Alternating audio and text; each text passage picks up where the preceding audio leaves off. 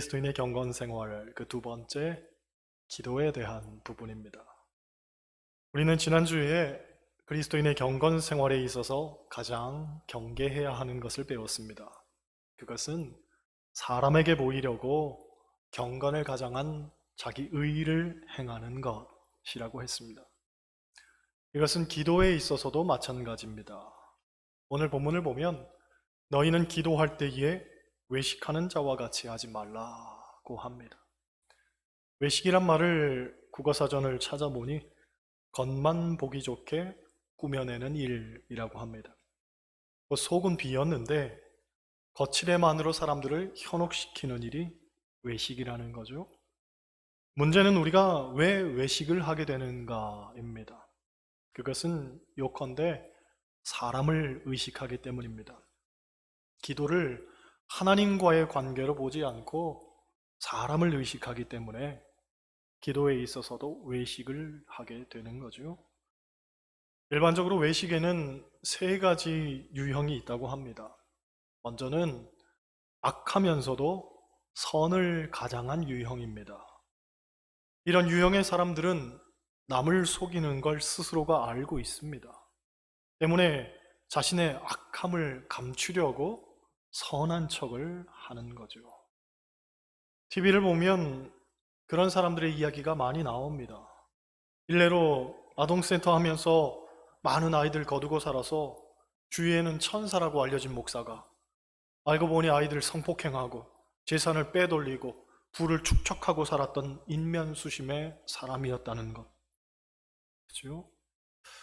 안타깝게도 요즘은 이런 이들에 대한 보도가 워낙 잦다 보니까 그런 이야기를 들으면서도 그다지 분노가 생기지도 않습니다. 그저 못된 사람이 또 하나 있구나 하고 느낄 정도입니다. 교회 개혁 실천연대 부설 교회 문제 상담소에서 2020년 교회 상담을 정리한 상담 통계 및 분석 보고서를 사흘 전에 발표했습니다. 보고서에는 66개 교회를 대상으로 총 126회에 걸쳐 진행된 상담을 통계화하고 그 경향을 분석한 내용이 실렸습니다. 그런데 교인들이 가장 아파하고 고통을 토로한 첫 번째 문제가 목회자의 전횡 및 비윤리였습니다.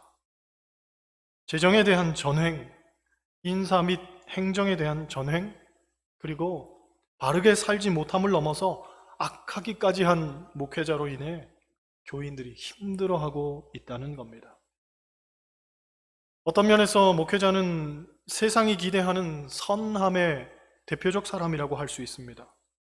그런데 선을 행해야 하는 목회자가 누구보다도 악하게 살아간다면 과연 그런 목회자가 있는 교회의 교인들은 어떤 마음으로 신앙생활 하겠으며 그런 교회를 바라보는 세상의 시선은 또한 어떠하겠습니까?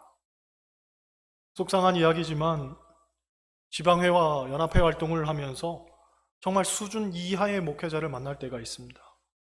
게다가 그들이 얼마나 표독스럽고 악에 받쳐 있는 사람인지를 알게 될 때면 정말 깜짝 놀랄 때가 있습니다. 그럴 때면 저런 분들이 담임하는 교회 성도들은 어떤 말씀을 듣고 과연 어떻게 신앙생활을 할까 하는 심히 우려스러운 걱정이 생깁니다. 물론 저는 그렇지 않다는 항변이 아니고 오히려 목회자로서 자성하는 마음으로 통감하는 거죠. 선인을 가장한 악인이 되지 말라는 겁니다. 둘째로 외식하는 이들 가운데에는 자기 만족에 도취돼서 자신도 속이고 남도 속이는 사람들이 있습니다. 그들은 스스로 경건한 척을 하지만 이내 발각이 되고 말죠.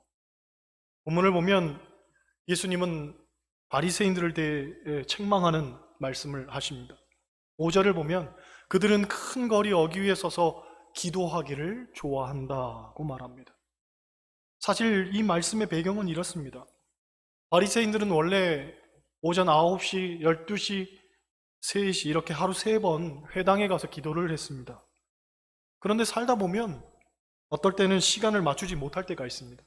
그러면 그 자리에 멈춰 서서 기도를 하도록 했습니다. 그게 율법이 정하는 기준이었습니다. 지금도 이슬람 교인들은 그렇게 하죠. 기도 시간에 회당에 가지 못하면 그 자리에 엎드려서 메카를 향해서 기도를 합니다. 마찬가지로 바리새인들도 회당에 가지 못할 때에는 그 자리에 서서 기도를 했는데 그 기도하는 모습이 일반 백성들에게 좋은 반향을 일으켰나 봅니다. 그래서 일부러 늦으면서 기도하기에 좋은 자리, 곧 사람들이 많이 봐주고 들어줄 만한 그런 자리를 살피는 이들이 생겨나게 된 거죠. 그들은 두 팔을 벌리고 큰 소리로 기도했습니다. 결국 누구 들으라고? 사람 들으라고 기도하는 거죠. 기도는 원래 하나님과 나와의 관계 속에서 하는 건데 그들은 하나님이 아닌 사람들이 듣고 환호를 받기 위해서 했던 겁니다. 아마도 그들은 스스로에 대해서 굉장히 뿌듯해 했을 겁니다. 내가 이 정도의 기도를 하는 사람이며 내가 이렇게 사람들에게 본을 보이고 있으니 많은 사람들이 내 기도를 들으면서 내가 얼마나 기도를 잘하는지 사람인가를 알고 그들이 나를 보면서 굉장한 존경을 보내주겠구나. 그렇게 생각했을 겁니다. 하지만 거짓은 금방 드러나기 마련이죠. 바리새인들의 이 위선적인 기도를 예수님은 아셨던 겁니다. 그런데 예수님만 아셨겠습니까? 아니라고 봅니다. 사람들도 다 알고 있었을 거라고 생각합니다. 여러분, 위선적인 사람은 그 행동을 하는 자신만 모르지 그 사람을 제외한 다른 사람들은 그가 얼마나 거짓되고 위선적인 사람인지 다 알고 있습니다. 더구나 요즘 사람들 면면을 보면 다들 똑똑하고 배울 만큼 배웠고 자기 경험도 풍부하고 나름대로의 가치관을 다 갖고 있습니다. 그래서 어떤 사람이 진실한 사람인지 어떤 사람이 거짓된 사람인지 금방 알아차리죠. 어떤 목사님의 간증입니다. 이분이 시골교회 전도사로 사역할 때였습니다. 한 번은 밤늦게 교인에게 전화가 왔는데 옆 동네 사는 아무개 청년한테 귀신이 들렸으니 전도사님이 빨리 와서 귀신을 쫓아줬으면 좋겠다고 이야기하는 겁니다. 그런데 그 청년을 이 전도사님도 아는데 청년은 키가 180이 넘고 덩치도 좋고 더군다나 해병대를 나왔다는 거예요. 우리가 해병을 가리켜서 귀신 잡는 해병이라고 하잖아요. 그런데 귀신 잡는 해병이 귀신에 쓰였으면 어떻게 됐겠습니까? 평상시에도 귀신 들린 사람은 힘이 세고 거칠 것이 없다는 말을 들은 터라 이 전도사님이 가기 싫어서 핑계를 댔다고 합니다. 집사님, 밤도 늦고 그 청년은 우리 동네도 아니고 옆 동네 살고 저도 지금 몸이 굉장히 좋지 못해서 그러는데 하고 말끝을 흐리는데 누가 문을 두드리는 거예요. 잘 됐다 싶어가지고 지금 손님이 왔네요. 그만 끊을게요 하고서는 얼른 끊었는데 전화한 그 집사님이 왔더라고요. 전화하면서 사택으로 찾아온 거예요. 그런데 문제는 옆 동네 사는 청년이 귀신 들렸다고 하니까 동네 사람들을 또 잔뜩 데리고 왔더랍니다. 아마 구경 가자고 했겠죠. 그 목사님은 키도 작고 몸도 호리호리했다고 합니다. 그러니 마음이 어땠겠어요? 어쩔 수 없이 사람들을 봉고차에 태우고 가는데 오만 가지 생각이 다 들더랍니다. 과연 그 청년을 어떻게 해야 되나? 교인들 앞에서 망신당하면 어떡하나? 괜히 갔다가 맞아 죽는 건 아닐까? 신학교에서 신학은 배웠어도 귀신 쫓아내는 건 배운 적 없는데 뭘 어떻게 해야 되나? 이대로 그냥 차를 논두렁에 갖다 쳐박아 버릴까? 별별 생각을 다 하다가 청년의 집에 이제 도착을 하게 됩니다. 그런데 귀신 들린 청년이 차를 보더니 아주 득달같이 달려들어가지고 차를 막 걷어차더라는 거예요. 원래 소리가 차 안에서는 더 크게 들리잖아요. 그죠? 밖에서 쿵쿵 걷어차도 안에서는 그냥 천둥치는 소리가 납니다. 그러니 나가자니 무섭고 안 나가자니 사람들이 다 쳐다보고 있고 한참을 망설이다가 정말 죽기 아니면 까무러치기다 생각하고는 뛰쳐나갔습니다.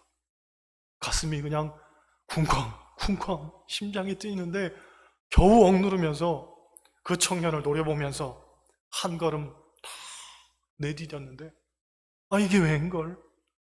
그 청년이 뒷걸음질을 치더랍니다.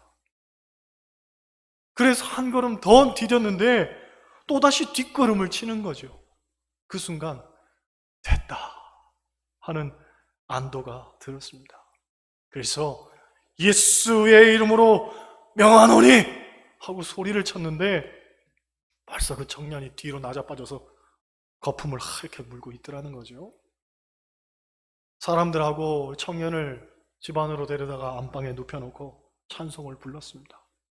한참을 찬송을 불렀더니 청년이 정신을 차리는 듯 싶더니 이내 귀신이 말을 하는 거죠. 너는 건너마을 암흑의 전도사지? 왜 왔어? 난 여기서 살려고 했는데 왜 왔어? 억울해 억울해 하면서 한참을 소리를 지르더라는 거예요. 그러다가 억울하지만 이제 간다면서 마지막으로 하고 싶은 말이 있다는 거예요. 뭐냐고 물었더니 그런데 이 중에 가짜도 있구나 하더라는 거죠. 분명히 방 안에서 찬송을 부르고 기도한 사람은 교인인데 권사님도 있고 집사님도 있고 여선교 회장도 있고 그런데 가짜가 있다는 거예요. 재미있는 건 며칠 뒤에 여선교 회장이 전도사님을 찾아왔더라는 거예요. 그러면서 하는 말이 사실 자기가 전도사님을 우습게 여겨서 전도사님 망신 주려고 일부러 동네 사람들 데리고 왔다는 거예요. 그런데 귀신이 전도사님한테 꼼짝도 못할 줄은 상상도 못했다는 거죠. 게다가 자기가 교회에서는 여선교회 회장이지만 아직도 집안에 있는 부적을 떼지 못했다는 겁니다. 자기가 떼는 건 무섭고 전도사님 와서 떼줬으면 좋겠다고 해서 이 전도사님이 가서 부적을 떼줬다는 거죠. 여러분, 그리스도인은 항상 하나님 앞에 겸허하게 자신의 신앙생활을 돌아봐야 됩니다. 스스로는 퍽이나 신앙생활 잘하고 있다고 생각하지만 아닙니다. 우리는 외식이라는 가면에 스스로 속아 넘어갔을 뿐입니다. 남들보다 기도 좀 더 한다고, 남들보다 성경 좀 더 안다고, 남들보다 봉사 좀 더 많이 한다고 스스로의 의로 한껏 채울 생각을 버려야 됩니다. 우리는 하나님 앞에서 항상 부족한 죄인일 뿐입니다. 그 사실을 깨달아야 됩니다. 할렐루야. 셋째로, 외식을 하면서도 하나님과 사람을 위해 가장 좋은 일을 하고 있다고 믿는 사람이 있습니다. 그들은 하나님의 이름을 내세워서 일을 합니다. 하지만 결국은 자기를 위한 일입니다.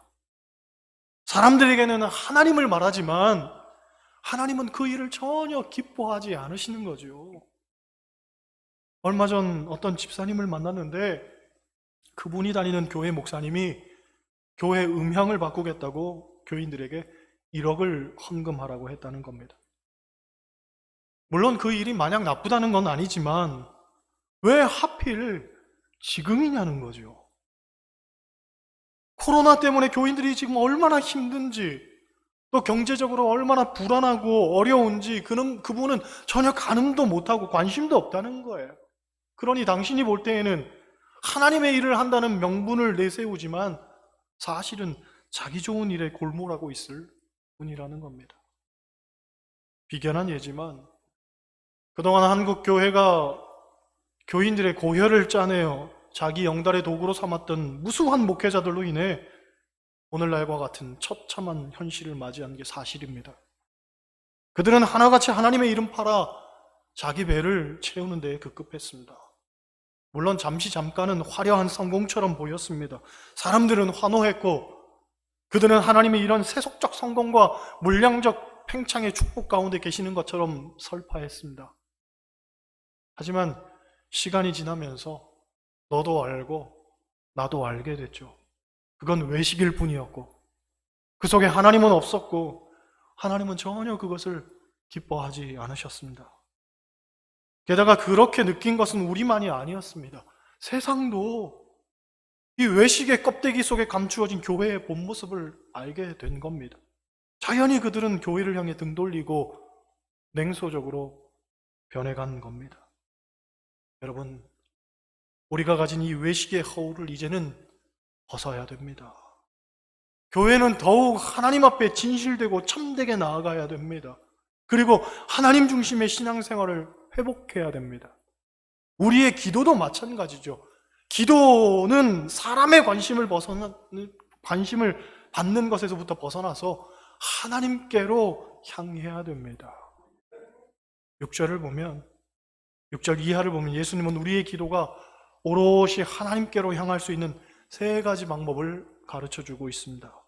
6절 보세요. 6절 제가 읽습니다. 너는 기도할 때에 내 골방에 들어가 문을 닫고 은밀한 중에 계신 내 아버지께 기도하라. 은밀한 중에 보시는 내 아버지께서 갚으시리라. 할렐루야. 첫째로 은밀하게 기도하라고 말합니다. 주지물러 목사님은 그의 기도 일기를 통해서 이렇게 말합니다. 공중기도는 결코 은밀히 행하는 주님과의 교제를 대신할 수 없다. 즉 사람이 듣는 기도는 하나님과의 온전한 관계를 이룰 수가 없다는 거죠. 때문에 사람이 들을 수 없는 조용한 골방에서 하나님께만 집중하며 기도하는 시간이 우리에게 필요하다는 겁니다. 그렇습니다. 골방에서 드리는 은밀한 기도는 가장 정직해질 수 있는 최선의 기도입니다.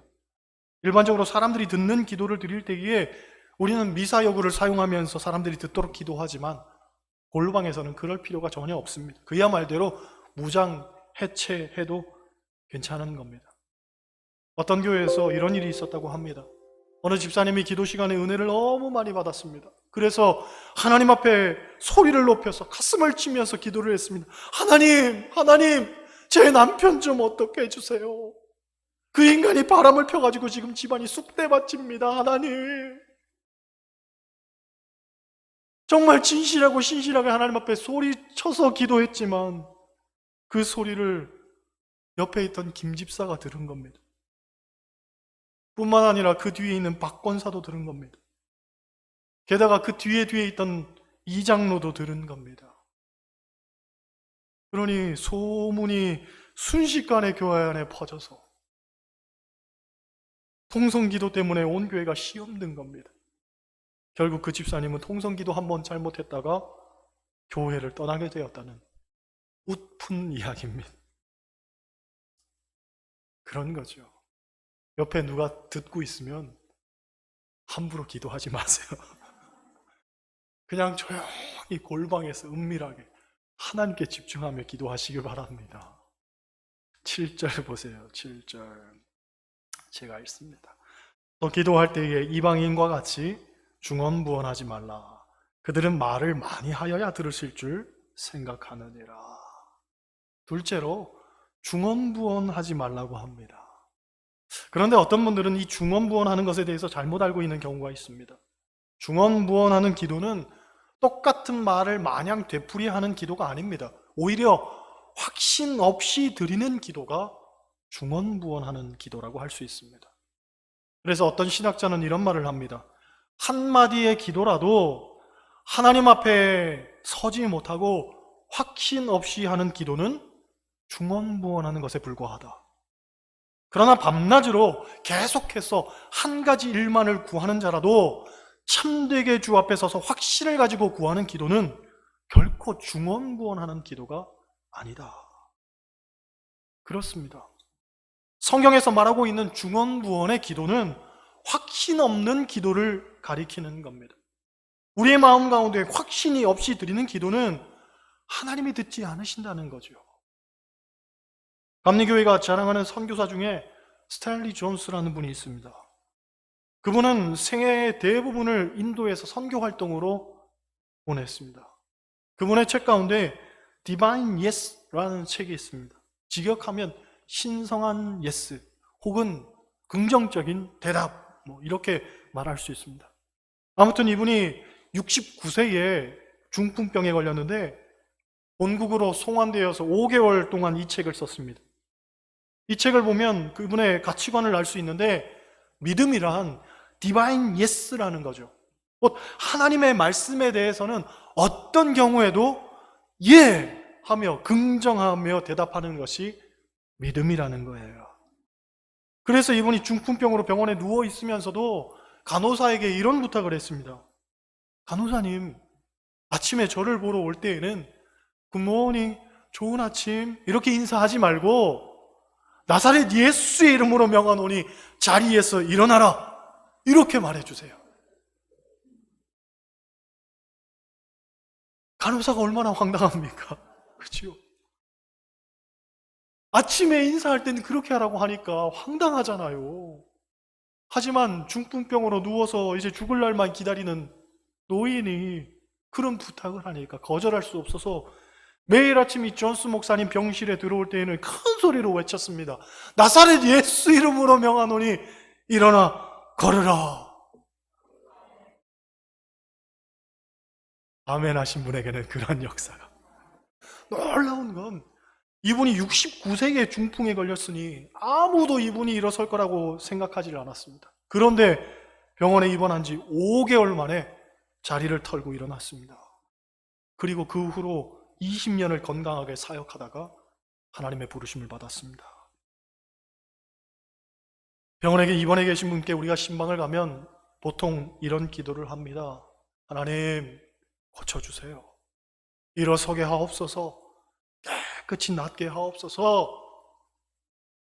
그러면 같이 간 교인들도 한 목소리로 아멘 하고 주임새를 넣습니다. 그런데 돌아오려고 엘리베이터를 타면 꼭 이런 교인들이 있죠. 목사님, 아무래도 힘들겠죠? 기껏 기도하고 아멘 해놓고는 아무래도 힘들겠죠? 하는 소리가 웬 말입니까? 저도 몇 번 들었어요. 저도 누구라고 말하지는 않습니다. 여러분, 믿음 없이 중언부언하면 안 됩니다. 믿음을 갖고 하나님의 역사를 기쁨으로 아멘 하면서 받아들이시길 바랍니다. 할렐루야. 8절 보세요. 8절. 그러므로 그들을 본받지 말라. 구하기 전에 너희에게 있어야 할 것을 하나님 너희 아버지께서 아시느니라. 할렐루야. 하나님이 아신다는 거예요. 그러니까 뭐 하라는 거예요? 하나님께 맡기라는 거예요. 따라 하시겠어요? 하나님께 맡기라. 네. 여러분, 신앙생활이란 무엇입니까? 그것은 한마디로 우리 인생을 하나님께 맡기고 사는 거예요. 그런데 왜 맡기라고 합니까? 그것은 하나님께서 책임져 주시니까 맡기라는 거예요. 우리가 살고 있는 오늘날의 시대를 가리켜서 불신의 시대라고 하는데 그렇게 표현하는 이유는 맡길 만한 곳도 없을 뿐더러 책임지는 곳도 없기 때문에 그렇습니다. 그렇잖아요. 사람도 그렇습니다. 믿을 만한 사람은 없습니다. 인생을 맡길 만한 사람은 없습니다. 남녀가 연애할 때에는 오빠만 믿어 하고 말합니다. 그런데 우리가 경험한 바로는 믿었다가는 큰일 납니다. 믿을 사람을 믿어야지 그 사람을 믿습니까? 요즘 우리 사회의 화두들을 열거해 보면 아동학대, 학교폭력, 집단감염, 거리두기 등등과 같은 단어들로 말할 수 있습니다. 그런데 이것들의 이면들을 들여다보면 결국은 불신이라는 말로 귀결됩니다. 불신. 사람은 믿을 만한 존재가 아닙니다. 그래서 하나부터 10까지 챙겨도 예상치 못한 곳에서 문제가 터져나오고 가니고 쓸개고 다 빼줘도 믿는 도끼에 발등 찍히는 것이 현실입니다. 하지만 하나님은 아닙니다. 하나님은 아십니다. 우리의 과거도 아시고 지금 우리의 현실도 아시고 앞으로 우리에게 있어야 할 미래도 아시고 게다가 아실 뿐만 아니라 하나님은 책임지신다는 거예요. 책임지신다는 거. 누구도 책임질 수 없습니다. 저도 책임질 수 없습니다.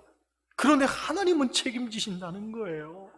그렇기 때문에 하나님께 구하고 바라는 것은 반드시 그대로 될 것을 믿어야 되는 것이고 혹 그대로 되지 않더라도 그보다 더 좋은 것을 주실 것을 믿어야 되는 것이며 하나님은 최선의 것으로 우리의 삶을 채우신다는 것을 우리는 확신해야 됩니다. 그리고 하나님께 내어 맡겨야 됩니다. 신앙생활을 나의 잣대를 들이대고 하려고 하면 하나도 안 맞습니다. 더 잘 될 것 같지만 천만의 말씀입니다. 그건 무용지물을 넘어서 오히려 우리를 처참하게 망가뜨리는 결과를 낳게 됩니다. 아둥바둥 살아도 남는 게 하나도 없습니다. 오히려 손해날 뿐이죠. 하나님이 책임져 주지 않으시면 내 생활의 결과는 그런 겁니다. 그러니 끊임없이 하나님의 생각을 묻고 그분의 뜻을 따르고 그분이 기뻐하는 일을 행해야 됩니다. 그래야 하나님이 책임지시는 거지요. 말하기는 외식이라는 이 불신의 가면을 이제는 벗고 오직 하나님 앞에 진실되게 나아가 하나님의 도우심을 구하고 하나님의 뜻에 순복할 수 있는 여러분 되시길 주님의 이름으로 간절히 축원합니다. 기도하